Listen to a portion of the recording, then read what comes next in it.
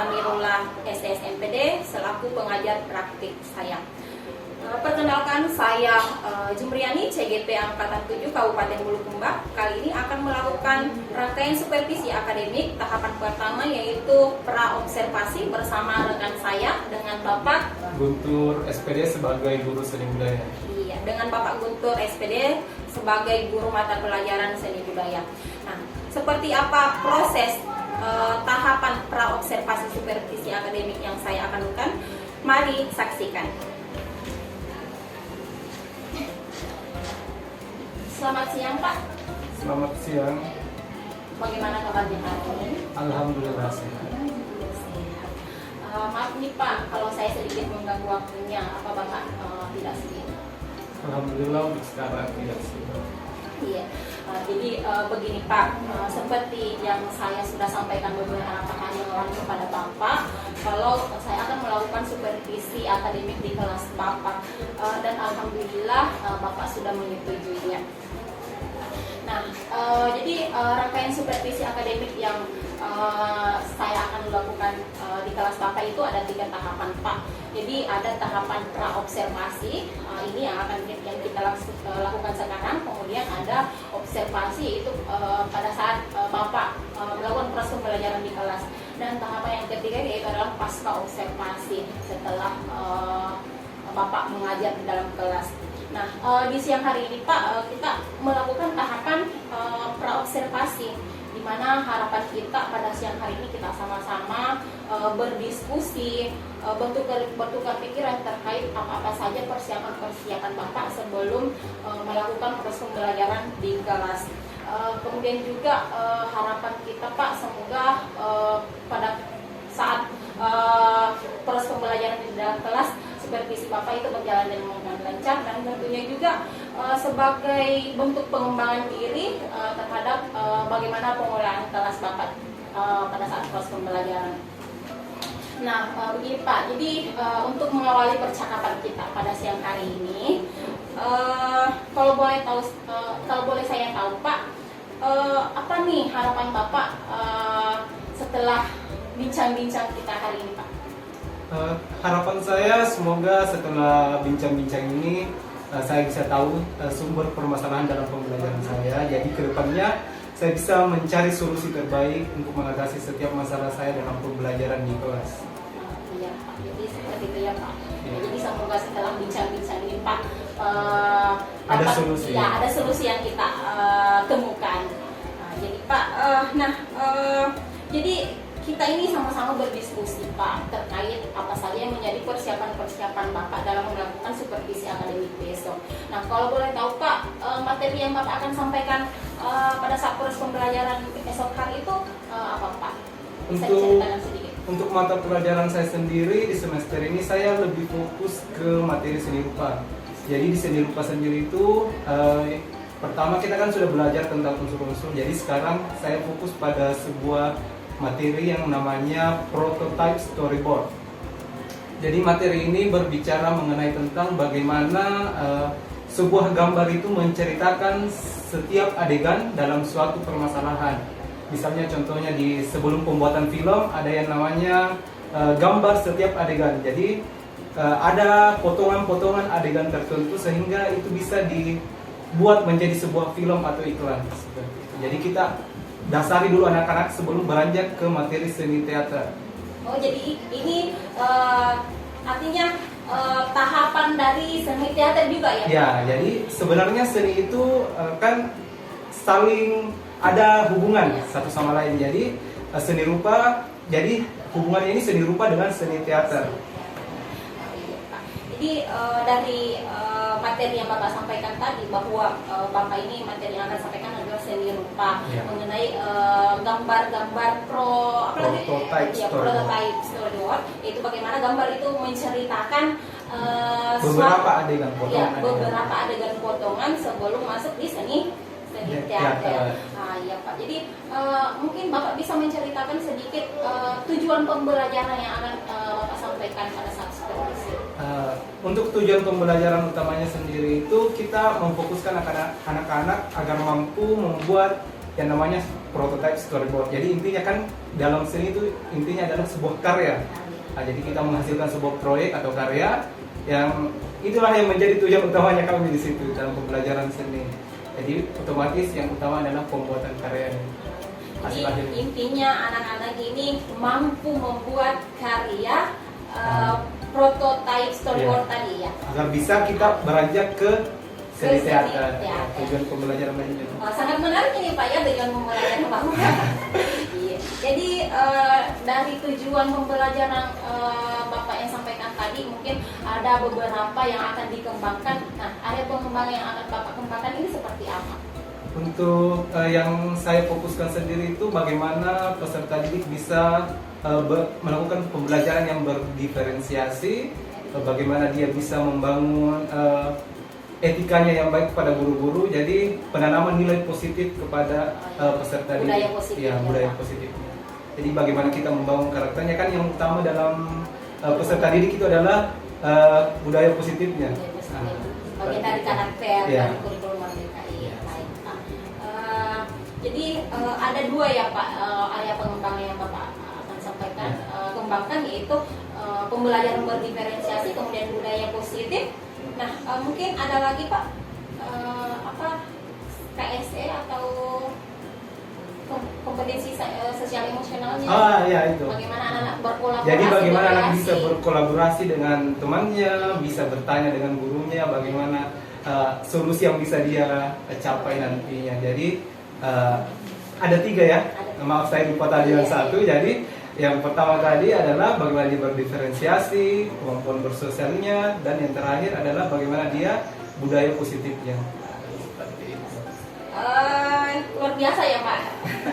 Iya. Jadi dari 3 aspek yang Bapak akan kembangkan tadi, mulai dari pembelajaran berdiferensiasi, kemudian budaya positifnya, dan kompetensi sosial emosionalnya. Nah, mungkin Bapak bisa menceritakan sedikit apa-apa saja yang menjadi persiapan Bapak untuk supervisi yang akan datang. Berbicara mengenai persiapan, saya rasa sama seperti sebelumnya ya. Tapi kan ini kurikulum Merdeka, jadi ada beberapa hal yang berubah lah. Jadi tidak menjadi pembeda dengan sebelumnya. Yang paling utama adalah perangkat pembelajaran yang perlu disiapkan. Jadi setelah perangkat kita menyediakan beberapa media pembelajaran yang dibutuhkan oleh anak-anak. Karena pada dasarnya dalam pembelajaran seni itu, apalagi khususnya rupa, banyak hal yang media praktek yang anak-anak gunakan itu mereka tidak sediakan. Jadi kita sebagai guru harus memiliki inisiatif untuk membantu menyediakan fasilitas untuk anak-anak kita agar mampu berkarya. Bagaimana kita sebagai guru memfasilitasi Iya. ya. Jadi ada yang pertama ya Pak, ada pastinya perangkat pembelajaran yang perlu kita siapkan. Kemudian ada beberapa media seperti gambar ya tadi ya Pak. Ada gambar, contoh gambar-gambar ya, misalnya kita masuk di rupa, jadi kita media pembelajarannya contoh gambar. Tapi kalau misalnya medianya seninya itu seni tari, ya kita putarkan video-video tari. Sama halnya kalau rupa juga. Jadi kita putarkan beberapa video sehingga mereka bisa memahami lah beberapa contoh, kemudian bisa diterapkan. Saya kira ini sudah sangat sejalan dengan pembelajaran berdiferensiasi ya Pak. Oke, ya apalagi kan ini berkelompok biasanya Iya, dalam berkelompok. pembelajaran seni. Seperti itu. Nah, dari apa yang tadi Bapak paparkan mengenai beberapa persiapan. Nah, kalau boleh tahu Pak, apa saja strategi yang Bapak gunakan dalam pembelajaran yang akan diterapkan. Jadi pembelajaran berdiferensiasi kan ada 3 ya Pak, ada diferensiasi konten, kemudian ada proses dan produk. Nah, yang mana dari ketiga ini yang Bapak akan terapkan? Kalau produk itu kan pastinya ada hasil yang akan dicapai. Ada produk. Kalau saya sendiri mungkin bisa terbilang 2 ya. Prosesnya dengan ada namanya produknya. Tapi untuk kan seni ya, jadi otomatis ada produk yang kita hasilkan. Apalagi materi saya kan rupa. Jadi otomatis ada produknya yang harus ada, atau karyanya yang harus ada. Kecuali kalau kan musik itu tidak terlalu ada produknya, hanya sebatas praktek saja. Kalau rupa kan memang harus ada karyanya, Ada nyata, karya yang dihasilkan. real, ya. Seperti lebih ke produksi. Produk, proses itu Tahapan pembuatannya bagaimana. Jadi kalau di seni itu saya tidak mengizinkan anak-anak untuk mengerjakan karya-karya di rumah. Jadi saya lebih fokuskan mereka mengerjakan di sekolah, ya di dalam kelas. Proses pembelajaran. Nah, kenapa? Karena anak-anak itu kan kita tidak tahu di rumah ya.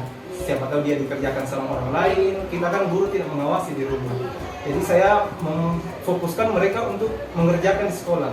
Tahapan pengerjaan di sekolah supaya saya bisa melihat bagaimana usahanya mereka menyelesaikan karya tersebut. Wah, tidak sabar nih Pak, saya ingin melihat produk dari siswa Bapak nanti. Insya Allah nanti dipamerkan. Iya, apalagi lanjut ke seni teaternya, Pak, sangat luar biasa itu Pak ya. Nah, jadi setelah mendengar persiapan Bapak, mungkin masih ada tidak yang perlu ditambahkan atau masih ada yang Bapak rasa itu masih ada yang kurang dan perlu untuk ditambahkan atau dikembangkan? Kalau berbicara mengenai yang perlu ditambahkan, mungkin dari segi karakter anak-anak itu yang masih terlalu, apalagi kan ini yang kelas 10, saya kan mengajar di kelas 10. Karakter anak-anak kelas 10 itu memang sangat sulit untuk dikontrol. Nah, jadi mungkin ini masuk ke dalam salah satu tadi strategi saya di bagian budaya positif. Nah, bagaimana kita bisa mengembangkan karakter mereka agar bisa ya seperti yang kita inginkan, seperti itu.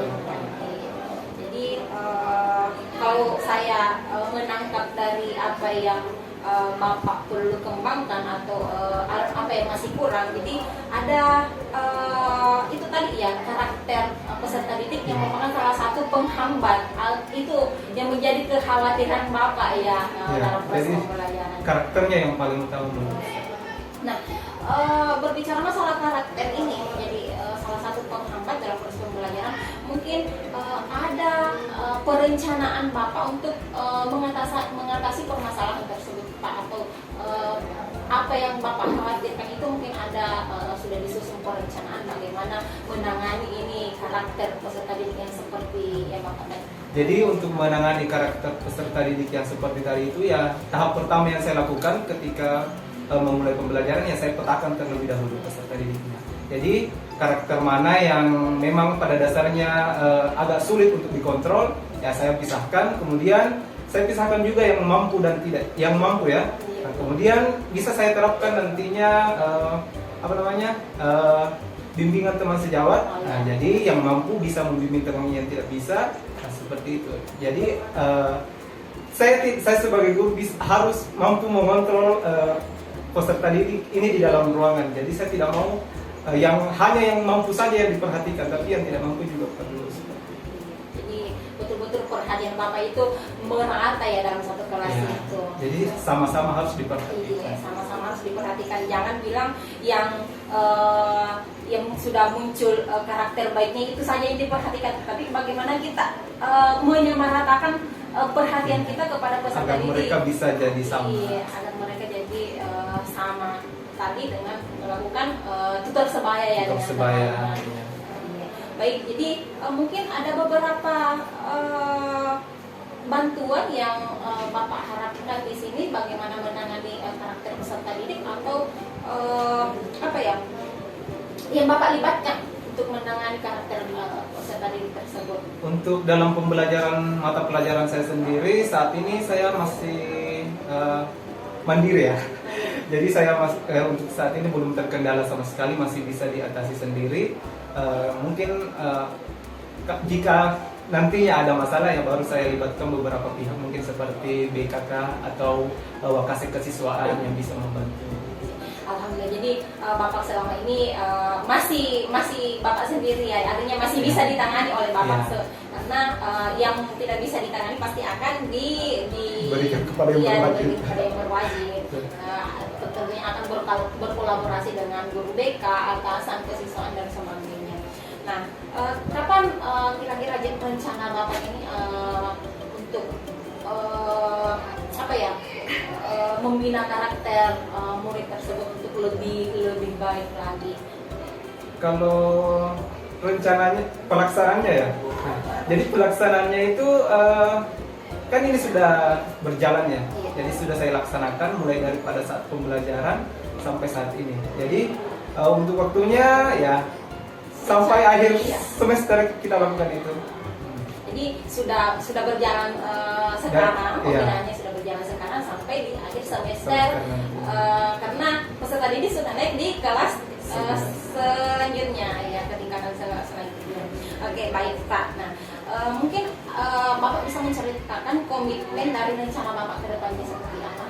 Mengenai komitmen, kan dari awal pembelajaran memang kita sudah ada komitmen ya. Jadi kita sudah membuat beberapa perjanjian kepada peserta didik dengan guru, dan begitu juga saya sebagai guru memiliki perjanjian dengan peserta didik. Misalnya ketika saya berada di dalam ruangan tidak boleh makan, saya juga tidak boleh melakukan hal yang sama. Jadi saya memberikan contoh kepada mereka, tidak boleh melakukan diskusi-diskusi yang di luar dari materi kita atau mengerjakan tugas dari mapel lain pada saat mata pelajaran saya. Jadi hal-hal itu komitmen kecil yang dampaknya besar sebenarnya. Jadi kemudian mengenai penilaian juga ya, itu menjadi salah satu komitmen yang paling utama.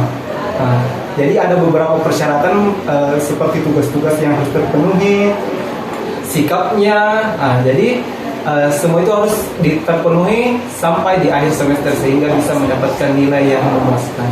Jadi komitmennya ini kalau saya bahasakan, kalau di guru penggerak itu dia bahasakan dengan keyakinan kelas atau peraturan kelas. Peraturan kelas seperti itu. Ya.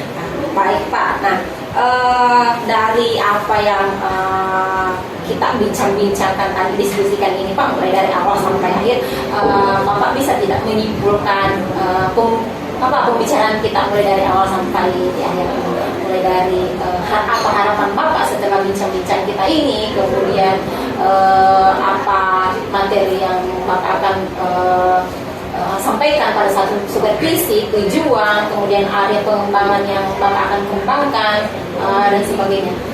Yang bisa saya simpulkan dari hasil kita ini mungkin yang paling utama adalah dalam pembelajaran saya nantinya saya bisa menerapkan apa yang sudah saya rencanakan sebelumnya sehingga bisa tercapai apa yang saya inginkan. Walaupun pada dasarnya mungkin tidak 100% ya, pada saat penerapannya itu akan mencapai hasil yang maksimal, tapi dengan setelah pembelajaran itu kan kita bisa mendapatkan solusi-solusi yang baik sehingga kita bisa menjadi guru yang lebih berkembang ke depan.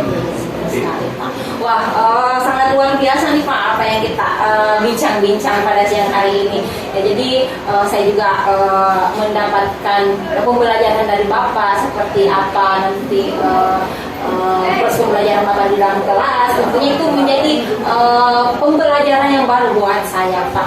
Nah, alhamdulillah Pak, sangat luar biasa bincang-bincang kita kali ini. Nah, setelah bincang-bincang ini Pak, mungkin ada perasaan Bapak yang akan Bapak sampaikan seperti apa? Apakah sudah lega perasaan ini, sudah berbagi sedikit cerita dengan saya?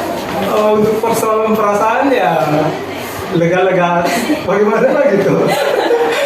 Bisa menyampaikan beberapa pendapat, bisa berbagi dengan teman-teman sejawat. Jadi ya saya merasa ada sedikit ilmu lah yang bisa di-sharing ke teman-teman. Walaupun mapel kita berbeda, tapi mungkin bisa diterapkan di mapel yang lain. Yang sangat luar biasa Pak. Kalau jujur Pak, saya sangat penasaran melihat proses pembelajaran Bapak di kelas. Apalagi kita berbicara tentang seni ya, seni rupa. Sangat luar biasa itu Pak. Saya tidak sabar ingin melihat hasil atau karya dari siswa Bapak. Baik Pak. Jadi saya pikir kita sudah sampai di penghujung Pak. Jadi untuk bincang-bincang kayak kita kali ini Pak, cukup sampai di sini saja. Nanti kalau misalkan ada lagi yang perlu kita bicarakan, diskusikan, jangan sungkan-sungkan Bapak menyampaikan kepada saya, begitupun dengan saya ya Pak. Nanti besok-besok atau kapan itu sempat saya yang ingin bercerita kepada Bapak. Iya. Terima kasih banyak ya Pak. Ya, terima kasih banyak. Assalamualaikum warahmatullahi wabarakatuh.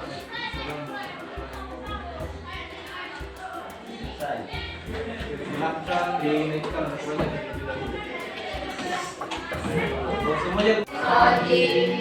Bismillahirrahmanirrahim.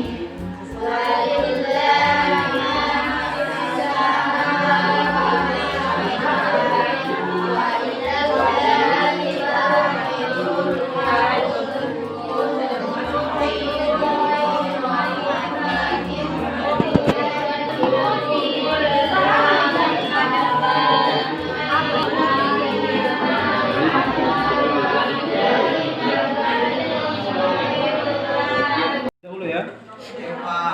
Azan fajar. Hadir Pak. Alim. Hadir Pak. Amran.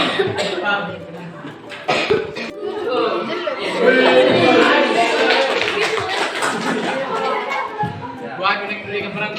Iya, aku jadi dasarnya. Ini kembali deh. Jadi kita pertemuan di terbaru ya setelah libur beberapa pekan. Nah, seperti yang Bapak sudah sampaikan beberapa pekan kemarin bahwa tugasnya diselesaikan di masih ada yang ingat apa nama tugas yang kita pelajari ini? Storyboard. Dibilang storyboard. Habis.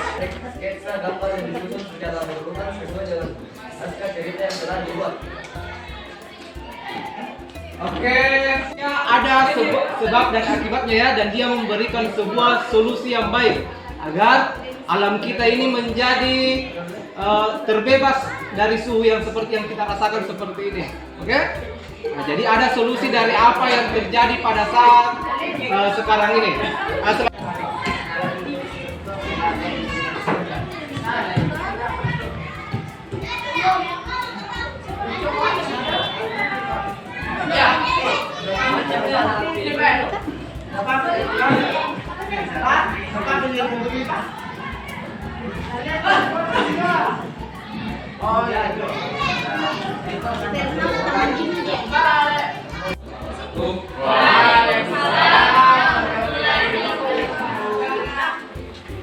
Jadi baik di sini untuk storyboard yang saya buat di sini bertema tentang sebuah cerita singkat yang memaparkan tentang kondisi kita saat ini, yang dimana kondisi saat ini kita adalah situasi gawat global warming atau pemanasan global yang disebabkan oleh gas rumah kaca.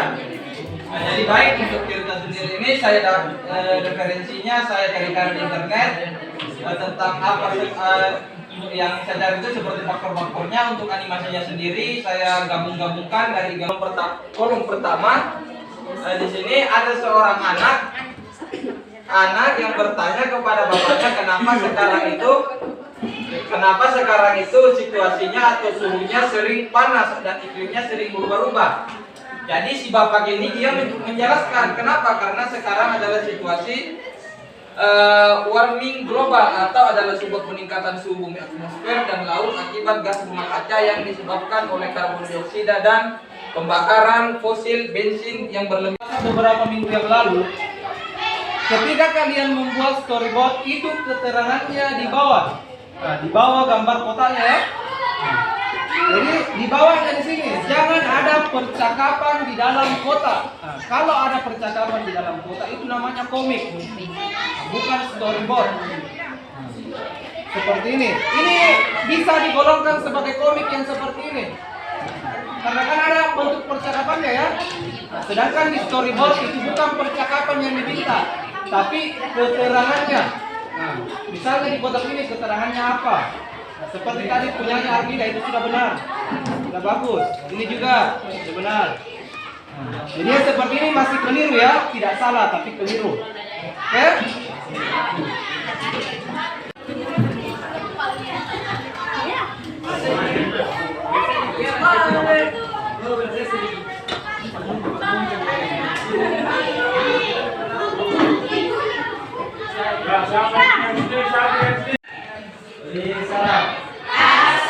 Assalamualaikum warahmatullahi wabarakatuh.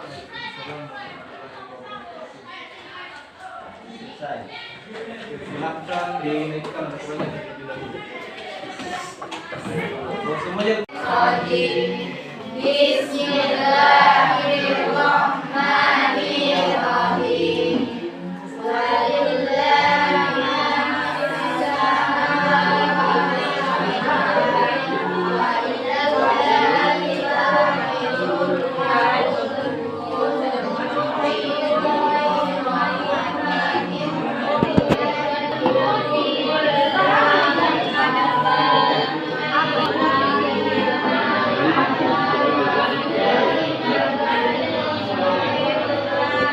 Dahulu ya.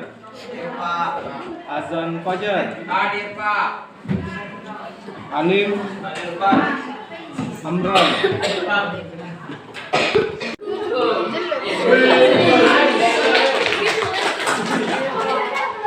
Gua connect dulu ke perang.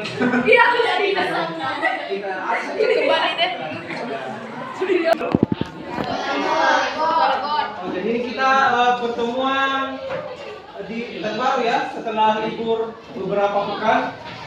Nah, seperti yang Bapak sudah sampaikan beberapa pekan kemarin bahwa tugasnya diselesaikan di masih ada yang ingat apa nama tugas yang kita pelajari ini? Storyboard. Karena dibilang storyboard. Habis. Sketsa gambar yang disusun secara berurutan sesuai dengan naskah cerita yang telah dibuat.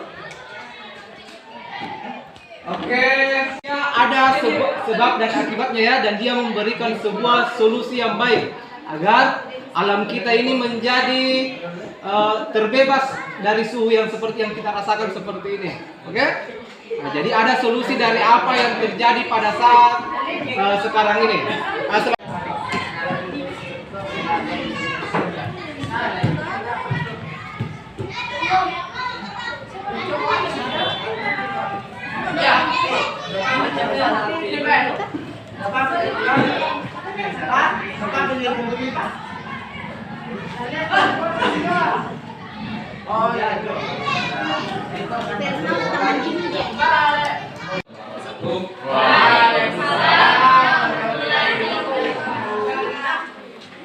Jadi baik di sini untuk storyboard yang saya buat di sini bertema tentang sebuah cerita singkat yang memaparkan tentang kondisi kita saat ini, yang dimana kondisi saat ini kita adalah situasi gawat, warning global warming, atau pemanasan global yang disebabkan oleh gas rumah kaca.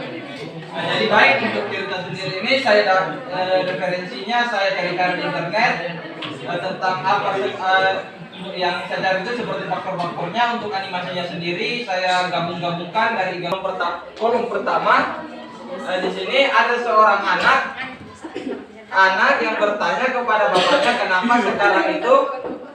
kenapa sekarang itu situasinya atau suhunya sering panas dan iklimnya sering berubah-ubah. Jadi si bapak ini dia menjelaskan kenapa, karena sekarang adalah situasi warming global atau adalah sebuah peningkatan suhu bumi atmosfer dan laut akibat gas rumah kaca yang disebabkan oleh karbon dioksida dan pembakaran fosil bensin yang berlebihan. Beberapa minggu yang lalu, ketika kalian membuat storyboard itu keterangannya di bawah. Nah, di bawah gambar Assalamualaikum warahmatullahi wabarakatuh. Jadi kali ini kami akan melakukan pasca percakapan, pasca observasi yang merupakan bagian dari supervisi akademik. Saya Yani CGP Angkatan 7 Kabupaten Bulukumba bersama rekan saya Pak Guntur SPD dan didampingi oleh pengajar praktik saya Bapak Amirullah SS MPD. Baik, jadi begini Pak, kemarin kan Bapak sudah melalui 2 tahapan supervisi akademik, mulai dari tahapan pertama yaitu praobservasi, kemudian Bapak juga sudah melakukan pembelajaran di kelas dan didampingi oleh saya sebagai observer. Nah, mungkin Bapak ini bagaimana perasaan Bapak setelah melewati 2 tahapan supervisi akademik tersebut? Untuk perasaannya sendiri setelah melewati 2 tahapan, yang pertama tadi adalah tahapan praobservasi, dan yang kedua adalah observasi. Ya, perasaannya sedikit lega. Karena kenapa saya lega? Karena apa yang sebelumnya belum pernah saya dapat itu bisa saya dapatkan melalui ibu. Jadi kita bersama-sama belajar bagaimana mulai dari tahap perencanaan sampai pada saat kita melaksanakan yang namanya proses pembelajaran di kelas. Betul sekali Pak. Jadi kemarin juga saya itu memberikan apresiasi yang sangat luar biasa kepada Bapak, baik dari perencanaan, kolaborasi, dan pengelolaan kelas Bapak di dalam proses pembelajaran. Nah, berdasarkan tujuan pembelajaran Bapak yang telah sampaikan kemarin, menurut Bapak sudah tercapai tidak tujuan pembelajaran Bapak? Untuk tujuan pembelajaran saya sendiri itu seperti yang sudah kita diskusikan pada pra-observasi ya. Tujuan pembelajaran saya yang utama itu tentang bagaimana anak-anak bisa membuat sebuah karya. Jadi sesuai dengan model pembelajaran saya, yaitu pembuatan proyek atau project based learning. Di situ anak-anak pada dasarnya sudah mampu membuat karya. Jadi kelas yang kemarin sempat kita bersamai ini itu sudah tergolong kelas yang sudah mampu melaksanakan tujuan pembelajaran. Betul sekali Pak, kemarin saya dapat menyaksikan bagaimana proses di dalam kelas dan bagaimana produk yang dihasilkan oleh siswa Bapak kemarin. Nah, dari percakapan praobservasi kemarin yang kita lakukan di pekan sebelumnya Pak, ada area pengembangan yang akan dikembangkan. Kalau tidak salah ada 3 ya? Ya, ada 3. Bisa disebutkan Pak? Jadi ya sama halnya waktu masa praobservasi sudah disampaikan bahwa yang menjadi salah satu yang mau dikembangkan tujuan utamanya yaitu tentang bagaimana kita membangun budaya positif dari peserta didik kita. Kemudian yang kedua tentang bagaimana mereka melakukan pembelajaran berdiferensiasi, dan yang terakhir tentang bagaimana mereka bisa mengenai tentang sosial emosionalnya mereka. Ya. Jadi dari 3 area pengembangan yang Bapak sebutkan tadi, apakah sudah dilaksanakan di dalam proses pembelajaran Pak? Untuk pelaksanaannya mulai dari kan yang kemarin pada saat pembelajaran itu kan pertemuan kelima, pertemuan terakhir di mata pelajaran saya, dan untuk ketiga pengembangan itu yang secara keseluruhan sudah saya terapkan. Khususnya untuk kemarin saya lebih fokus ke bagaimana mereka melakukan pembelajaran berdiferensiasi. Ya Pak, jadi luar biasa Pak apa yang Bapak kembangkan dalam proses pembelajaran. Nah, kira-kira nih Pak, kalau boleh tahu dari proses pembelajaran Bapak kemarin dalam kelas ini, apa yang menurut Bapak itu sudah baik dan akan terus dipertahankan di pembelajaran selanjutnya? Untuk hal-hal yang menurut saya perlu dipertahankan ya seperti yang sudah saya laksanakan, penyediaan perangkat pembelajaran yang pertama ya, dan yang paling utama ya. Jadi yang saya sediakan seperti FPP, media pembelajaran, apalagi kita di mata pelajaran seni budaya itu harus menunjukkan beberapa contoh karya sehingga anak-anak bisa mengikuti lah, mencontoh karya-karya yang sudah ada. Misalnya kita bisa lihat di ruangan ini ada banyak karya. Jadi kalau misalnya kita berada di kelas ya bisa kita ambil salah satunya, kemudian kita jadikan media di kelas. Ambil pelajaran. Ya. Betul sekali Pak. Jadi ada yang sudah baik dan sangat perlu dipertahankan untuk kedepannya Pak. Nah, kira-kira nih Pak, dalam proses pembelajaran Bapak kemarin, menurut Bapak ada tidak yang masih perlu dikembangkan atau menurut Bapak itu masih kurang maksimal? Berbicara mengenai persoalan maksimal ya, menurut saya tidak. Semua guru mungkin merasakan bahwasanya tidak mungkin 100% pembelajaran yang kita laksanakan itu berjalan dengan lancar. Pasti ada saja kendala. Jadi yang menjadi salah satu kendala saya ya ada 2 menurut saya, dari diri saya pribadi dan dari anak-anak itu sendiri.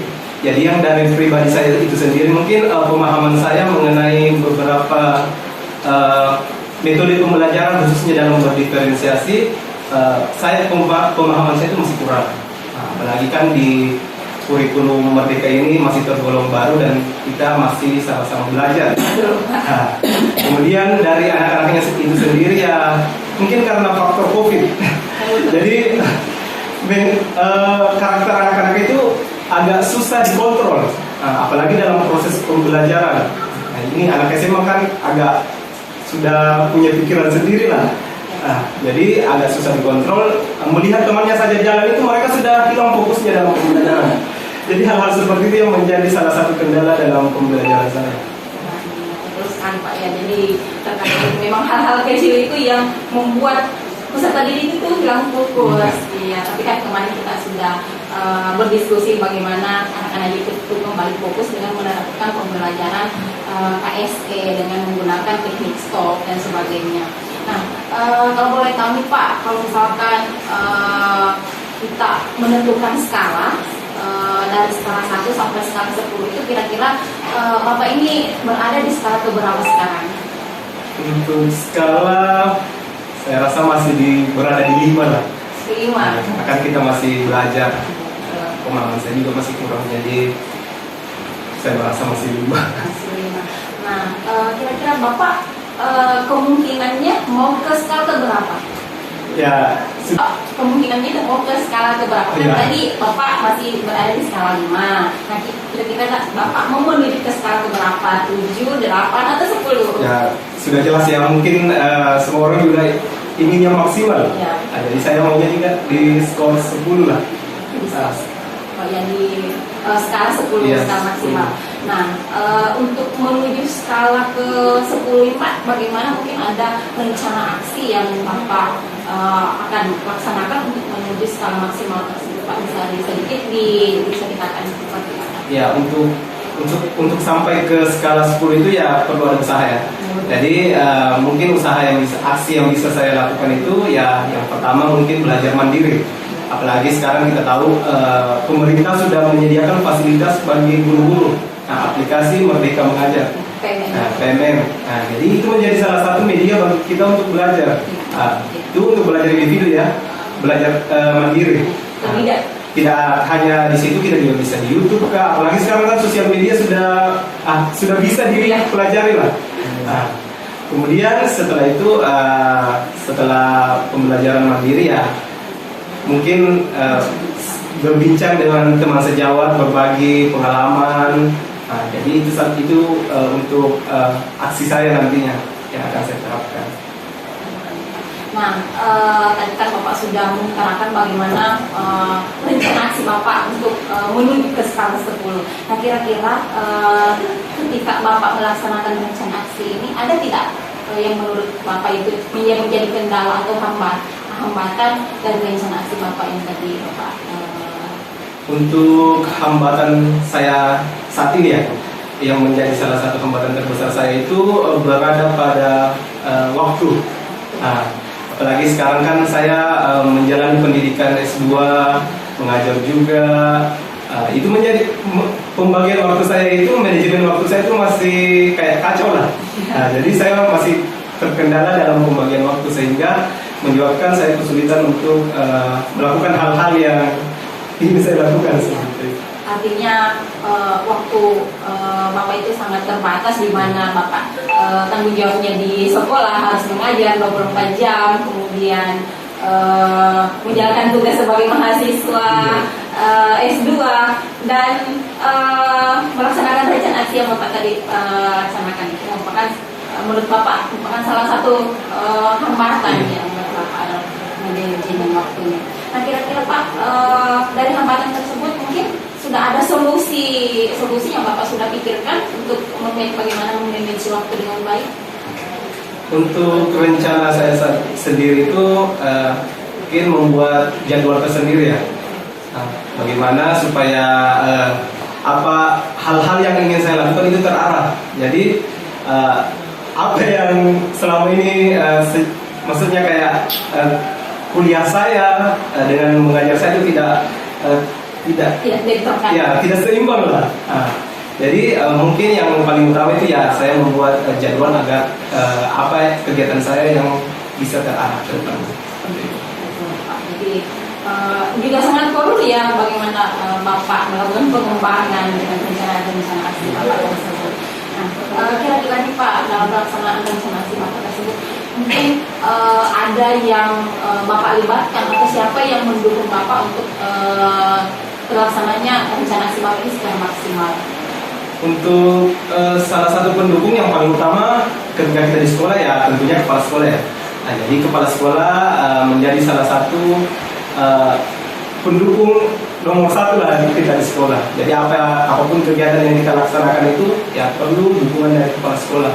Apalagi kepala sekolah kita sekarang ini tergolong kepala sekolah yang mendukung hal-hal yang positif yang kita lakukan. Apalagi untuk sekolah. Kemudian setelah kepala sekolah mungkin teman-teman sejawat. Jadi seperti yang tadi saya sampaikan bahwa aksi saya ini apalagi pemahaman saya itu masih kurang, jadi saya membutuhkan teman-teman seperti ibu.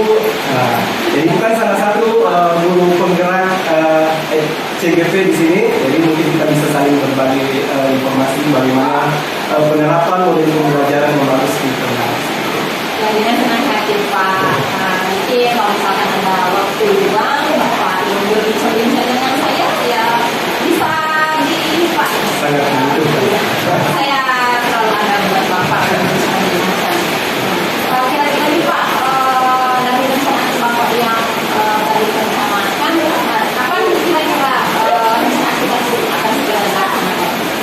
Untuk pelaksanaannya sendiri, ya kalau bisa besok, kenapa tidak?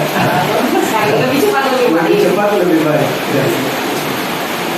Wah, luar biasa nih Pak. Jadi tidak terasa kita sudah sampai di penghujung waktu Pak. Ini sangat luar biasa. Saya mengapresiasi Bapak itu luar biasa, kolaborasinya bagus. Kemudian juga seperti yang Bapak sampaikan tadi, bahwa Bapak jangan sungkan-sungkan untuk menemui saya untuk berbincang-bincang seperti ini, tidak menutup kemungkinan